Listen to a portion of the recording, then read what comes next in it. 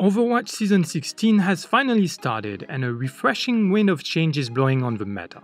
Until the ripples of the last patch settle down and we finally see a handful of heroes really taking over the game, things will still be very open and exciting with many different heroes viable. So in this video, I will tell you what is at the moment the best hero for each Overwatch sub-role. After looking at the best heroes in absolute in my previous video, link is in the cards up here and in the description below, I will look at other buff stats in ranks and the pick rates in the Overwatch League to support my choices and ultimately make a comprehensive guide of the best hero per role for Overwatch Season 16.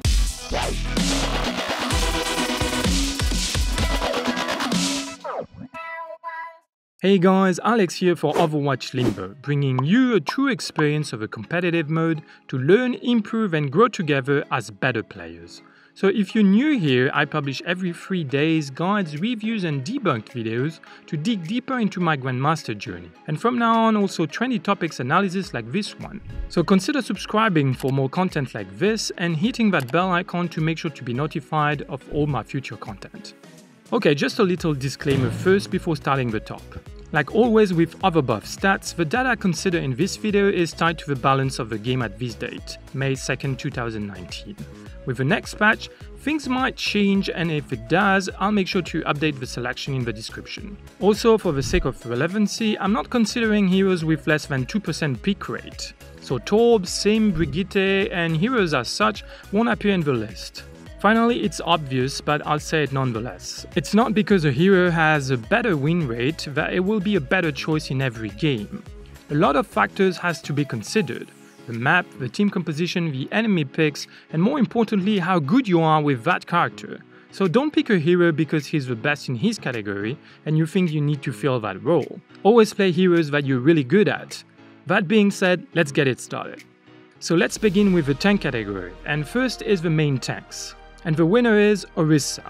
Yes, I know, it was a bit of a surprise for me too at first. But she's definitely in a better position than she has ever been, and since Reinhardt and Winston are not doing that good at the moment, Orisa took over and she's getting picked a lot more nowadays.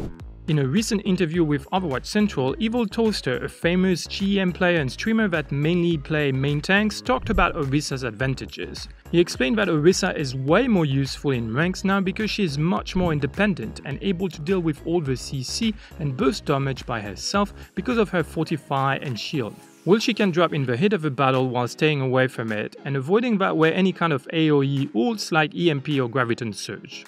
So Orisa is a very good option to solo tank with a multi-DPS composition, but also since we're starting to see a lot more bunker and cheese comps, with characters like Bastion, Torb, Symmetra and Baptiste at the center of them, Orisa can get into the spotlight even more often and thus show how efficient she can be if correctly played, even on attack.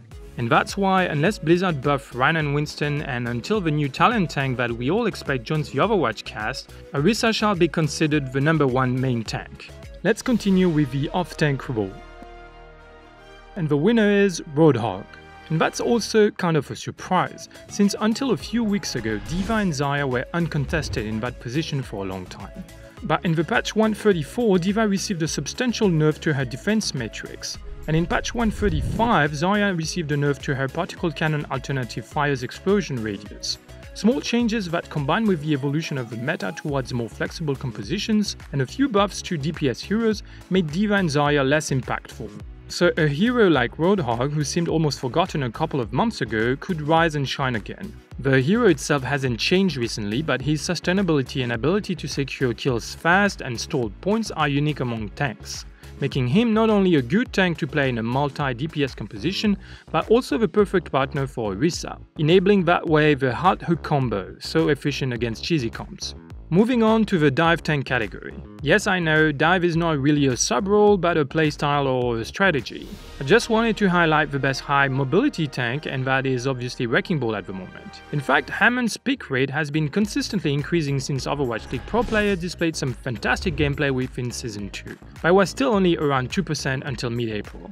The real boost happened after the release of a patch 135. Between the knockback tweak, the adaptive shield change that allows Hammond to use his ability while rolling, and the rest of the changes to D.Va and other characters, Wrecking Ball gains so much impact. And my guess is he will keep getting better and better this season with more players mastering his kit. Especially in the lower bracket of the ladder, Hammond is particularly powerful since he requires so much coordination to be taken down, which is not low rank's forte. So as long as his teammates are able to capitalize on the space and the confusion he creates in the enemy ranks, Wrecking Ball does so much more now than D.Va and Winston. He is way more durable and independent, and works well with multi-DPS composition on control maps or on attack. He's the perfect antagonist to bunker comps too.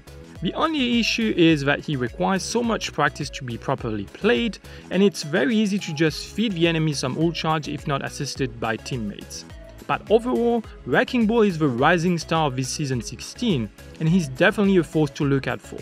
Next is the support category, and first off the main heal.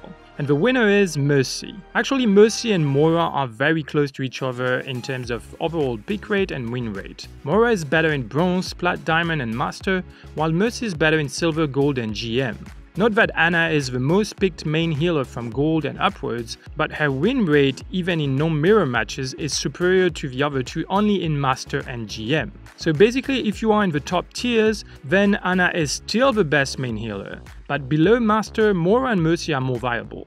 Also, a quick word about Baptiste, defined as main healer by Jeff Kaplan. Well, his first stats are not that great. His pick rate keeps dropping and his win rate is very low, which explains why the initial enthusiasm after his release disappeared already. So at the moment, Baptiste doesn't seem to be strong enough to mix up the cards, even though he seems on the paper to be a good choice for bunker comps. Mercy's position on the other hand has slightly improved in the last month or so since the last patch. Not that she received any kind of buff, but the shift in the meta and the use of DPS that can really profit for her damage boost made her peak rate and win rate slightly increase, contesting that way the main heal supremacy to Moira. And since bunker comps will take more space this season, Mercy gets to win this spot for the time being, mainly because of her ability to reinforce Bastion's effectiveness. Now, what about off heal? Well, the winner is Zenyatta, and that's probably the less surprising hero of this selection since he's been meta a good couple of years now and always been performing well no matter the team surrounding him. Deathball, Dive or Goats, Zen has always been essential to enable the plays of those composition, and since he didn't receive any major change, his win rate has been very consistent throughout the years. Probably because he's neither very useful with and against bunker comps, Zen saw a little drop in popularity since the beginning of the month of April, and depending on the direction that the meta will take in the next few months, Zen might be used more or less depending on the needs of the most picked heroes.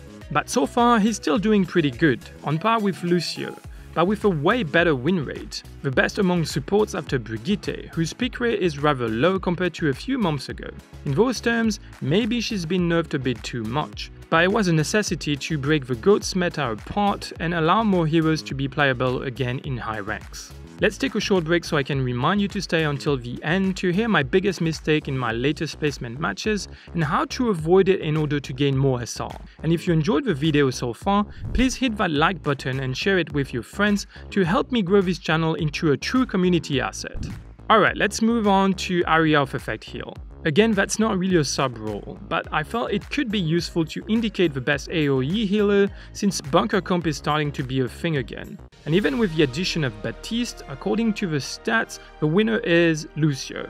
As we just said, Brigitte got nerfed a lot and is not used that much anymore, and Baptiste doesn't seem that efficient at the moment. So Lucio is the best hero in this category. Even though he's not the most optimal choice for bunker composition, don't get me wrong. Lucio's utility is elsewhere. He enables Deathball and Goats pushes beautifully and can participate to every fight with his high mobility. So that's not a surprise that Lucio works better in the highest tiers where team coordination and communication are better. In lower ranks, more than his speed boost, it's his large Aoe healing that makes the difference. As long as Lucio's alive, his teammates are harder to kill unless you apply a decisive and focused pressure on one target. Plus, killing a good Lucio is not small feat.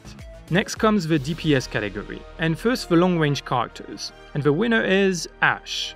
Even though she's not as picked as the other long range DPS, her win rate is way higher. Snipers are not dominating the meta anymore and people learn how to play against them, so only very good Widows or Hanzo will pull their weight. While Ashe brings so much more than long distance kills to the table. She's more versatile and can work well with any kind of team, but Ashe is definitely stronger when partnered up with the Mercy, allowing her to one-shot targets. But that's not mandatory like it almost is for Pharah in Plat and above. She can still have a huge impact on a game by herself, and that's because she really can do everything.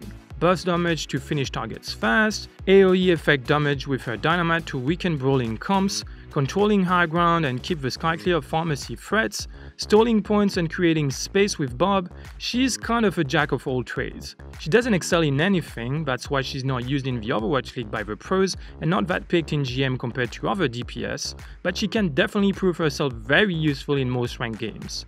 Let's continue with mid-range DPS. And the winner is Junkrat. Our explosive expert excels in tank and shield busting. Even though he needs a bit more skills than before with recent changes to his frag launcher, Junkrat is still super valuable whenever you need to defend a choke point or bring down a bunker. His relatively low peak rate can be explained by the uniqueness of his weapon and abilities, and maybe also by the lack of charisma of the character itself, because he's otherwise getting very decent results compared to other mid-range DPS. It's worth mentioning that Soldier 76 saw a big increase of his peak rate after the patch 135 went live. With a substantial buff he received, Soldier is definitely back to be a good alternative, if not because he's incredibly lethal and decisive, but more because he's so reliable. In the last few weeks he's been closing the gap with Junkrat, and I expect those two heroes to stay very close to each other in terms of peak rate and win rate all season, if nothing change. Moving on to short range DPS. And the winner is Reaper. Again, this is a hero that you wouldn't expect. Tracer and Genji can be so oppressing sometimes when played well, but you would expect them to be on top. But since those two require quite some skills to be highly effective and Reaper is much easier to play, well, our favorite cookie lover gets this one. Even though Genji is still played way more than Reaper, the latest has always a better win rate. And yes, it's better not to pick Reaper in Master and Grandmaster games, apart from very specific situations, because players of that level have too much awareness to allow him to come close enough to do any damage. But that being said, even if Reaper is not as popular as he was 3 months ago when his lifesteal was still at 50%, he just got some nice tweaks done to his Shadow Step ability, and regained that way a bit of interest. Furthermore, that change from the first data registered seems to have slightly increased his efficiency and thus his win rate. Reaper can now teleport silently behind you on high ground and finish you off before you could say sweet potato or any kind of swearing you perform best for what it matters. And that's, my friends, that's definitely something to be wary of. Finally, let's end up this list of the best hero per role with the flankers. And the winner is Doomfist. Okay, it's true that Doomfist's pick rate is below 2%, but since the patch 135 that slightly reduced the impact of the huge nerf he received back in December, he's almost back at full strength. Of course, he's not dominating as he was before, but good Doomfist will definitely have huge impact on their games and carry their teams. I even believe that Doomfist will get picked more this season than the previous one, and that he might end up in a better spot than Junkrat and Reaper in terms of pick rate. What is sure though is that the higher you go in ranks, the best he's getting. Since his effectiveness relies so much on movement proficiency, ability management and game sense, average players won't always be able to reach the level of efficiency required from him now to have a positive impact. But if you pick Doomfist in the right situation and you're good enough with him, then you will surely own the enemy team. Okay, before I tell you what my biggest mistake in my recent placement matches was and how to avoid making it, I want to know what you think about the heroes that made this list. Will they stay at the top of the category or will they be nerfed? Do you play any of them and how efficient are you with them? Share with me your experience and anecdotes. I'll be more than happy to exchange opinions in the comment section below.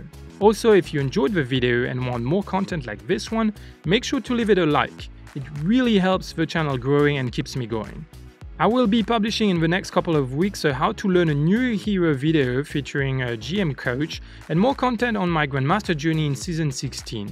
So if you haven't done it already, consider subscribing and hitting that bell icon to be notified of all my future content. And here is the best comment of the last video. Thank you so much for watching, and as always, remember losties, losers are. know your mind. Tip of the day. In my Season 16 placement matches, I made an experiment. Play only one hero, my main Pharah, thinking that regardless of wins and losses, I will gain SR by using my best hero. But with a 5-5 result, not only I lost SR, but I also underperformed because I forced myself to play her at times when she was not working. While Pharah is probably one of the hardest heroes to one-trick due to her numerous counters, this experiment also confirmed that being able to flex between different heroes for different situations and be good with all of them, like I did last season, is the best way to climb. Try it on and let me know if it works for you.